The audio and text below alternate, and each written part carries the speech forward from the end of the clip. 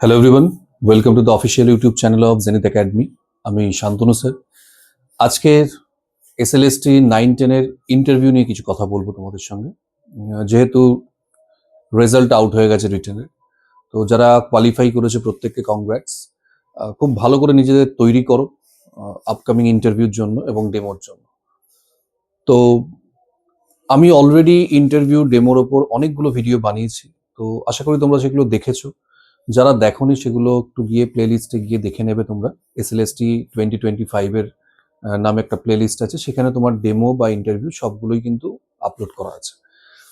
তো আপাতত হাতে যেহেতু সময় খুব বেশি নেই, যদিও এখনো ডেট ডিক্লেয়ার করেনি, তো ধরা যাক খুব তাড়াতাড়ি যদি ইন্টারভিউ হয়, তো সেক্ষেত্রে তোমরা এখন কিভাবে তৈরি হবে। দেখো, তোমাদের ডেমো রিলেটেড যে ভিডিওগুলো আমি করেছিলাম বা ডেমো রিলেটেড যে কথাগুলো বলেছিলাম, আই থিঙ্ক তোমরা সেগুলো নিয়ে অলরেডি প্র্যাকটিস করেছো এবং সেগুলো তোমাদের তৈরি আছে। যেমন একটা ধরো কবিতার উপর ডেমো দিতে বলতে পারে, কিংবা একটা প্রোজের উপর ডেমো দিতে বলতে পারে, গ্রামারের একটা টপিকের উপর ডেমো আসতে পারে। তো সেগুলো তোমরা এতদিন ধরে তৈরি করছো। তার সঙ্গে ধরো তোমার সাবজেক্টের যে knowledge, history of English literature, কিংবা ধরো ফেভারিট পোয়েট, প্লে রাইট, এই সমস্ত জিনিসগুলো তোমরা এতদিন ধরে তৈরি করছো। তো সেগুলো নিয়ে আর খুব বেশি বলার আমার কিছু নেই। তো আজকের ভিডিওতে আমি যেটা তোমাদের সঙ্গে যেটা নিয়ে ডিসকাস করবো আর কি, সেটা হচ্ছে আমি যেগুলো জানতে পারছি আর কি 11-12-এর ইন্টারভিউতে যেটা দেখছি, অনেককেই কিন্তু খুব বেশি সময় দেওয়া হচ্ছে না। যেমন আমরা আগের ইন্টারভিউগুলোতে যেভাবে আমরা তৈরি হয়েছিলাম বা বলেছিলাম যে প্রথমে সেলফ ইন্ট্রোডাকশন, তারপরে তোমাকে সেখান থেকে কোয়েশ্চেন করতে পারে। তো আমি এগুলো বলেও দিয়েছিলাম তোমাদের যে সব সময় যে সবাইকে একই রকম কোয়েশ্চেন করবে তা নয়, কিন্তু অনেকেই কিন্তু কোনো রকম ইন্ট্রোডাকশন চাইছেই না, ডিরেক্ট চেয়ারে বসা মাত্রই কোয়েশ্চেন করছে। এরকম হচ্ছে, বা অনেক সাবজেক্ট এরকমও হয়েছে কোনো ইন্টারভিউ হয়নি, একদম ডিরেক্ট ডেমো হচ্ছে। একদম বলে দেওয়া হচ্ছে আপনি একটা টপিকের উপর ডেমো দিন, সেই ডেমো থেকে কোয়েশ্চেন করা হচ্ছে। তার মানে ডেমোর মধ্যেই কিন্তু ইন্টারভিউ হয়ে যাচ্ছে। তো কাকে কিভাবে কোয়েশ্চেন করা হবে, কার ইন্টারভিউ কেমন হবে, ইটস টোটালি আনপ্রেডিক্টেবল। কেউ বলতে পারে না কিরকম হবে। সেটা আমি আগেও ইন্টারভিউর উপর যে ক্লাসগুলো করেছি সেখানে তোমাদের বলেছি। তো আপাতত ডেমোর মধ্য দিয়ে যদি তোমাদের ইন্টারভিউ হয়, তো কি ধরনের কোয়েশ্চেন তোমাদের করতে পারে সেইগুলো আমি একটুখানি আলোচনা করবো আজকের ভিডিওতে।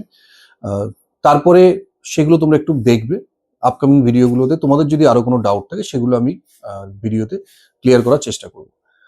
তো ডেমোর মধ্য দিয়ে যদি যদি ডেমোর মধ্য দিয়ে যদি ইন্টারভিউ হয়, সেক্ষেত্রে কিরকম কোয়েশ্চেন হতে পারে। সে ফর এক্সাম্পল, তুমি ধরো একটা টেক্সট কিছু পড়াচ্ছ, তুমি সেটা প্রোজ হতে পারে, সেটা পোয়েম হতে পারে, যেটাই তুমি পড়াচ্ছ। তো সেই পোয়েম প্রোজটা কিন্তু খুব ভালো করে তোমাকে রেডি করতে হবে, এবং সেই পোয়েম বা প্রোজের যে রাইটার, সেই রাইটার সম্বন্ধে কিন্তু you must have a detail knowledge about the writer. সে যে রাইটারই হোক না কেন, এবং তিনি যে এজ থেকে বিলং করছেন, সেই এজের কিছু রাইটার, কিছু কন্টেম্পোরারি রাইটারের কথাও তোমাকে কিন্তু একটুখানি জেনে যেতে হবে। একটা দুটো জেনে গেলেই হবে মোটামুটি। এবং তার যে ওয়ার্কগুলো আছে, তার কি কি লেখা আছে, কোনগুলো ফেমাস, কিংবা ধরো তিনি যদি কোনো অ্যাওয়ার্ড পেয়ে থাকেন, তো সেইগুলো কিন্তু একটু তোমাকে জানতে হবে। এগুলো একদম বেসিক নলেজ, এগুলো থেকে তো এমনি কোয়েশ্চেন করা হয়। এবার আসছি টেক্সট থেকে। ধরো তুমি একটা কবিতা পড়াচ্ছ, তুমি যে কোনো একটা ধরো অটম পড়াচ্ছ। তো যখনই তুমি পড়াবে, পড়ানোর পর কি ধরনের প্রশ্ন হতে পারে। প্রথম কথা হচ্ছে লিটারেরি ডিভাইস, এগুলো খুব ভালো করে জানতে হবে। পোয়েমের ক্ষেত্রে স্পেশালি, যে এই লাইনে কোন লিটারেরি ডিভাইস ইউজ হয়েছে, বা ফার্স্ট স্ট্যান্ডাতে কতগুলো লিটারেরি ডিভাইস আছে। এবার সেগুলো তুমি বললে, এবং সেগুলোকে হয়তো তোমাকে বলতে পারে ডেফিনিশনটা বলবে। What is simile, what is metaphor, এই ধরনের কোয়েশ্চেন কিন্তু করতে পারে। বা ধরো একটা লিটারেরি ডিভাইস তুমি বললে, সাপোজ একটা ট্রান্সফার এপিথেট আছে, তো তোমাকে বলবে যে এটা ছাড়া আর একটা ট্রান্সফার এপিথেটের এক্সাম্পল দিন। তো এই যে লিটারেরি ডিভাইসগুলো তুমি দেখে যাবে, সেগুলোর সম্বন্ধে কিন্তু ডিটেলে তোমাকে জেনে যেতে হবে। মানে ওটা ছাড়াও আরো কিছু এক্সাম্পল তোমাকে কিন্তু তৈরি করে যেতে হবে। ঠিক আছে? তো এরকম এক কোয়েশ্চেন তোমাকে করতে পারে। বা টেক্সট থেকে গ্রামারের কোয়েশ্চেন আসতে পারে। কিরকম? ধরো তুমি একটা লাইন পড়লে, সেটা কবিতা হতে পারে, সেটা কোনো রকম প্রোজ হতে পারে। তো তোমাকে বলা হলো যে এটার মধ্যে একটা ধরো ওয়ার্ড দিয়ে দিল, বললো এই ওয়ার্ডটা কোন পার্টস অফ স্পিচ। ঠিক আছে? এই ওয়ার্ডটা কোন পার্টস অফ স্পিচ। এবার তুমি যখনই পার্টস অফ স্পিচটা বললে তখনই হয়তো তোমাকে জিজ্ঞেস করা হবে যে এটাকে আপনি এই পার্টস অফ স্পিচে কনভার্ট করে দেখান। মানে ধরো একটা নাউন আছে, তোমাকে বললে এটাকে ভার্ব হিসেবে কিভাবে ইউজ করবো বা এর ভার্ব ফর্মটা কি হতে পারে। ঠিক আছে, তো ওয়ার্ডের পার্টস অফ স্পিচ গুলো একটুখানি ওখান থেকে কোয়েশ্চেন আসতে পারে গ্রামার রিলেটেড, কিংবা একটা ওয়ার্ডকে বললো যে এর সিনোনিম দুটো বলুন বা একটা অ্যান্টোনিম বলুন। তো এই ধরনের প্রশ্নগুলো কিন্তু ডেমো থেকে করা হতে পারে আর কি। সাবজেক্টে তো তুমি যে সাবজেক্টের উপর ডেমো দিচ্ছ, মানে যে টপিকের উপর, সেই টপিক সম্বন্ধে তুমি জেনে যাবে, এক্সামিনাররাও মানে ইন্টারভিউয়াররাও খুব ভালো করে জানেন। কিন্তু এই যে টেক্সচুয়াল যে কোয়েশ্চেন গুলো আছে না, সেইগুলো একটু ভালো করে তোমাকে স্টাডি করে যেতে হবে। মানে একটা ধরো প্রোজ পড়াচ্ছ, তো পড়াতে গিয়ে ধরো একটা তুমি সেন্টেন্স বললে, তো তোমাকে বললো এই সেন্টেন্সটা কি টাইপের সেন্টেন্স। ঠিক আছে, এটা অ্যাসার্টিভ, এটা ইম্পারেটিভ না ইন্টারোগেটিভ, কি ধরনের সেন্টেন্স। এবার তুমি ধরো বলে এটা ইম্পারেটিভ সেন্টেন্স, তখন তোমাকে বলবো এটাকে আপনি অ্যাসার্টিভে ট্রান্সফর্ম করে দেখান, এর অ্যাসার্টিভ ফর্ম কি হবে। কিংবা একটা ডিগ্রি দিয়ে বললো যেটা কম্পারেটিভ না সুপারলেটিভ না পজিটিভ, তো যেটা আছে বলো তুমি, আপনি ওটাকে অন্য ডিগ্রিতে ট্রান্সফর্ম করে দেখান। তো এই ধরনের ডিগ্রি চেঞ্জের কোয়েশ্চেন হতে পারে, ট্রান্সফরমেশন থেকে কোয়েশ্চেন আসতে পারে, মানে সিম্পল কমপ্লেক্স কম্পাউন্ড। একটা ধরো কমপ্লেক্স সেন্টেন্স দেওয়া আছে, তোমাকে বললো যে এটাকে সিম্পল করুন, তো ইনস্ট্যান্ট তোমাকে কিন্তু করতে হবে। মানে তোমার ইন্টারভিউ কিন্তু ওই ডেমোর মধ্যেই হয়ে যাচ্ছে, এরকম নয় যে তোমাকে আলাদাভাবে আর ইন্টারভিউ নেওয়া হচ্ছে। সবার ক্ষেত্রে এটা হবে না, কিন্তু অনেকের ক্ষেত্রে এটা হতে পারে। তো সেই জন্য ডেমোর জন্য যে প্রিপারেশন তোমরা নিচ্ছ, ধরে নিতে হবে সেখান থেকে যদি তোমার ইন্টারভিউ হয়, ইন দ্যাট কেস তোমায় ওই ডেমো থেকে প্রশ্ন করা হবে কি রকমের। তোমার টপিক থেকে তো কোয়েশ্চেন হলোই, কমন কোয়েশ্চেন যেগুলো সেগুলো মোটামুটি কম বেশি সবাই দেখে যাবে। কিন্তু এই যে টেক্সচুয়াল গ্রামারের যে কোয়েশ্চেন বা ভোক্যাবুলারির কোয়েশ্চেন, এই ধরনের কোয়েশ্চেন কিন্তু আসতে পারে। যেমন ধরো আমি কিটসের তোমার নাইটেঙ্গেল থেকে আমি বলেছিলাম যে মাই হার্ট এক্স, তো এই এক আর পেন, এই দুটোর মধ্যে ডিফারেন্স কি। তো এরকম অনেক ওয়ার্ড থাকবে দেখবে টেক্সটে, যেগুলোর কিন্তু সিনোনিমাস ওয়ার্ড আছে, এবং দুটো ওয়ার্ডই আমরা কমনলি ইউজ করি, বা দুটো ওয়ার্ডের মিনিং ডিফারেন্স। তো এই ধরনের ওয়ার্ডগুলো তোমাকে কিন্তু একটুখানি দেখে যেতে হবে। মানে তুমি যদি কবিতা পড়াও, তাহলে খুব ভালো করে লিটারেরি ডিভাইস দেখে যাবে উইথ এক্সাম্পল অ্যান্ড ডেফিনিশন। হ্যাঁ, তো এবং ওই লিটারেরি ডিভাইসের সঙ্গে যদি ম্যাচ করে, যেমন ধরো আহ, আমি যদি বলি একটা এক্সাম্পল, অ্যান্টিথিসিস, ঠিক আছে, আবার তোমার অক্সিমোরন, অ্যান্টিথেসিস, অক্সিমোরন, প্যারাডক্স, ঠিক আছে, এগুলো সবই কিন্তু কন্ট্রাডিক্টরি, কিন্তু তিনটে জিনিস এক নয়। হ্যাঁ, কোনোটা স্টেটমেন্ট কন্ট্রাডিক্ট করছে, কোনোটা ধরো দুটো ওয়ার্ড কন্ট্রাডিক্ট করছে, তো তিনটে দেখে একই রকম মনে হলো, মানে কন্ট্রাডিক্টরি হলেও কিন্তু তিনটের ইউজ আলাদা আলাদা। তো এরকম কিন্তু ডিফারেন্স তোমাকে জিজ্ঞেস করতে পারে লিটারেরি ডিভাইস থেকে, যেটা পোয়েমের ক্ষেত্রে খুব আসে। হ্যাঁ, তো এইগুলো একটুখানি তোমাদের দেখে যেতে হবে। পোয়েম থেকে করলে অবশ্যই লিটারেরি ডিভাইস খুব ভালো করে দেখে যাবে।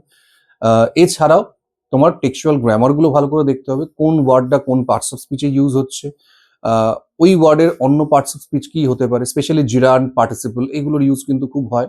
তো এইখান থেকে কিন্তু প্রশ্ন হতে পারে যে একটা জিরান্ড দিল, বললো এটাকে আপনি আহ, মানে পার্টিসিপল যদি হতো কিরকম ভাবে ইউজ করা যেত, মানে এই আইএনজি দেওয়া আছে, এটাকে আপনি একটা পার্টিসিপল হিসেবে ইউজ করে দেখান। তো এই ধরনের প্রশ্ন কিন্তু তোমাকে আহ, ওই ডেমো থেকে করা হতে পারে।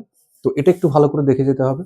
আর যদি প্রোজ পড়ো, প্রোজের ক্ষেত্রে অবশ্যই ট্রান্সফরমেশন অফ সেন্টেন্সেস এর জায়গাটা ভালো করে দেখে যেতে হবে, ক্লজ ফ্রেজ এগুলো একটু ভালো করে দেখতে হবে। একটা সেন্টেন্স তুমি পড়লে, পড়ার পর তোমাকে কিন্তু বলতেই পারে যে এখানে কটা ফ্রেজ ইউজ হয়েছে, বা একটা সেন্টেন্সে কটা অ্যাডভার্ব ইউজ হয়েছে।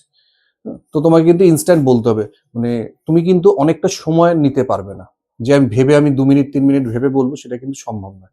তোমাকে কয়েক সেকেন্ড ভেবেই কিন্তু আনসার দিতে হবে, পারলে তুমি বললে, না পারলে সরি স্যার আমি জানি না, বা তুমি যতগুলো মনে পড়লো বা বুঝতে পারলে সেগুলো তুমি বললে। তো এই ধরনের জিনিসগুলো কিন্তু খুব আসতে পারে। তো এগুলো একটু ভালো করে কিন্তু তোমাদের দেখতে হবে। প্রোজ যারা পড়াবে ভাবছো, তো তাদের জন্য অবশ্যই ট্রান্সফরমেশন অফ সেন্টেন্সেস এর জায়গাটা খুব ভালো করে দেখতে হবে, সিম্পল কমপ্লেক্স কম্পাউন্ড, ওদিকে অ্যাসার্টিভ ইন্টারোগেটিভ ইম্পারেটিভ, কিংবা ধরো ডিগ্রি চেঞ্জ, ভয়েস চেঞ্জ হতে পারে। হ্যাঁ, তো এখান থেকেই প্রশ্ন হবে, কিন্তু টেক্সট থেকে কিন্তু কোয়েশ্চেন, অনেক রকম কোয়েশ্চেন হতে পারে। তো এই প্রশ্নগুলো আপাতত ভালো করে একটু তোমরা দেখে যাও। আর যারা গ্রামারের টপিক পড়াবে ভাবছো, অবশ্যই সেই গ্রামারের সঙ্গে রিলেটেড আরো কিছু জিনিস তোমাদের দেখতে হবে। যেমন তুমি যখনই ধরো ভার্ব পড়াচ্ছ, ভার্ব মানেই কিন্তু এখানে টেন্স চলে আসবে, এখানে কিন্তু অ্যাক্টিভ প্যাসিভ ভয়েস চলে আসবে, এখানে কিন্তু নাউন চলে আসবে, সবকিছু কিন্তু সবকিছুর সঙ্গে কানেক্টেড। তো এইগুলো একটুখানি ভালো করে দেখতে হবে। তাই একটা টপিক ভালো করে দেখবে যখন, তার সঙ্গে অন্তত ওই রিলেটেড একটা দুটো টপিক দেখে যাবে, কারণ প্রশ্ন করা হয় যদি ওখান থেকে, সেক্ষেত্রে তোমায় কিন্তু আনসারটা দিতে হবে। আর এবং কনফিডেন্সের সঙ্গে দিতে হবে। তোমার মধ্যে যদি সেই মানে ল্যাক অফ নলেজটা থাকে তাহলে তোমার কিন্তু সেই কনফিডেন্সটা আসবে না। তো সেটা তোমার চোখ মুখে কিন্তু বোঝা যাবে। তো সেক্ষেত্রে এই জায়গাগুলো কিন্তু অবশ্যই একটু ভালো করে দেখে যাবে। গ্রামারে কি টপিকের উপর তোমরা ভিডিও মানে ডেমো বানাতে পারো, প্রিপেয়ার করতে পারো, তার উপর অলরেডি আমার ভিডিও বানানো আছে, ওগুলো তোমরা একটু দেখে নিতে পারবে। কিন্তু যেটাই পড়াও, অনেকেই প্রশ্ন করছো স্যার এখান থেকে করা যাবে, ওখান থেকে করা যাবে। তো তাদের প্রত্যেককে বলবো যেটাই পড়াবে এটা অবশ্যই 9-10 এর সিলেবাসের মধ্যে যেন থাকে, কারিকুলামের মধ্যে থাকে। মানে তুমি 9-10 পড়াচ্ছ, তুমি 11-12 কিংবা তোমার গ্র্যাজুয়েশনের কিছু কিন্তু পড়াতে পারবে না, যদি না ওনারা বলে দেন। এবার ম্যাক্সিমাম টাইমে কিন্তু তোমার উপরেই ছেড়ে দেওয়া হবে যে তুমি কি পড়াবে। এবার যদি ওনারা বলেন, এরকম নয় যে বলবেন না, খুব কম জায়গাতে এরকম হয় যে ইন্টারভিউয়াররাই বলে দিলেন যে এটার উপর পড়াও।